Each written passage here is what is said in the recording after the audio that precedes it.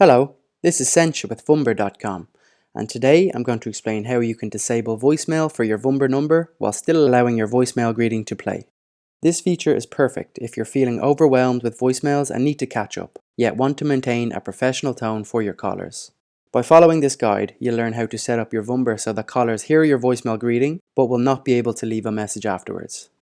Additionally, it's important to note that this feature is for situations where you choose to send calls directly to voicemail, meaning your phone won't ring, but your customers will still hear the greeting. Let's dive into how you can configure this on your Vumber number. Start off by opening up the Vumber app on your device. When logged in, tap the hamburger in the top left to open up the side menu.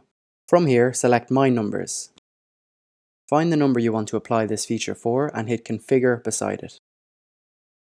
Then hit Call Forwarding. While in this screen, tap in the box under where you would like to send this call. When the drop-down menu opens up, locate and select Play an Announcement. Similar to your voicemail setup, you will then have the option to either upload an audio file or type out the greeting. Sorry for missing your call. Please leave your name and number. You also have the option to customize your voicemail greeting to inform callers that your mailbox is full.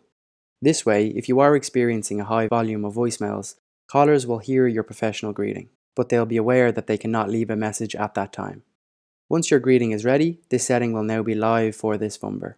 If you have any questions or need further assistance, please let us know by contacting support@vumber.com. Bye for now.